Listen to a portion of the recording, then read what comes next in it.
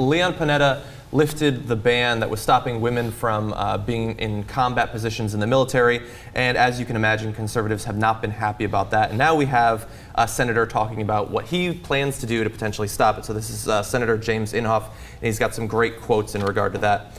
He says, "But I want everyone to know that the Senate Armed Services Committee, of which I am the ranking member, will have a period to provide oversight and review.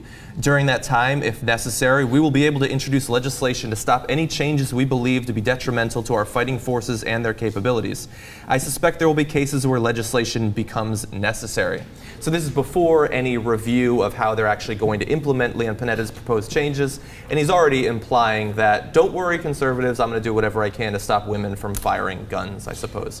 What do you guys think? I wonder why women are not sure the Republicans represent them. I can't quite figure it out. But Wes, I defer to you here. Look, I was in the service, and I was in an all-male unit because I was in divisional cavalry, which is like reconnaissance. It's horses, right?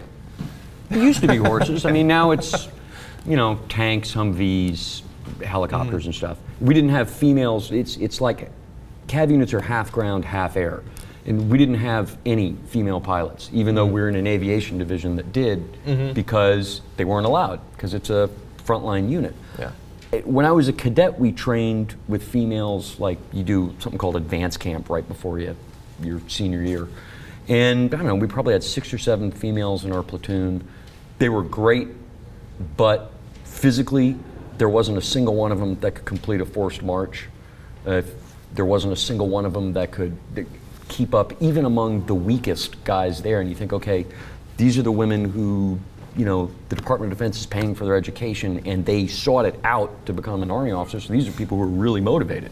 Yeah. So for those particular women, probably not. But I think if you enforce the standards rigorously, it's not going to make a difference. I think the #1 problem with the military right now in women is rape and sexual assault, which is not the female's fault. Now, so let me take it one step at a time. So you're saying the bottom line is you pass the test, you pass the test. If you can do it, you can do it. I mean, and so what you think? Look, in the crazy situation, let's say you're back in. And you're in a frontline situation. If I have to go back in, there's like an enemy army in California. They're coming around the bend in Venice. Okay, but you think bottom line is, can they actually get my back? And if they can physically do that, then you don't care. It doesn't make a difference. Right. Yeah. I mean, and that makes sense. And what I keep saying is, I don't want to loosen the standards. Like, it's totally fine now. But do not loosen the standards. And look, they're not going to loosen them today. I'm just saying be vigilant 5 years, 10 years out, because it's not the right thing to do. Now, when it comes to the issue of the sexual assault and rape, look, that's a huge cultural issue, because it's not being taken seriously enough. And now we have the numbers of women who've been sexually assaulted and raped in the Army it's unbelievable how high they are. Yeah, some of the conservatives were saying, you know, one reason we don't want women in frontline combat positions is because of the chance of the enemy raping them. They're being raped already, let's do something about it. Right. And look, and the answer isn't, well, okay, since women are being raped too much, let's take women out of there. The answer is, let's do something about the rape.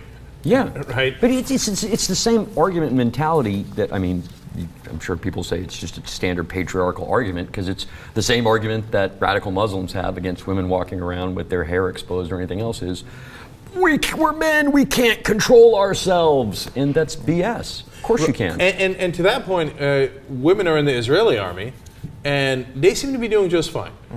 When you compare the Israeli army to the Arab armies, looks like the Israeli army's got, I mean, look, they have fundamental advantages, money, weapon-wise, etc. But obviously it hasn't destroyed the Israeli army, and so I think we got to get a lot more serious about enforcement.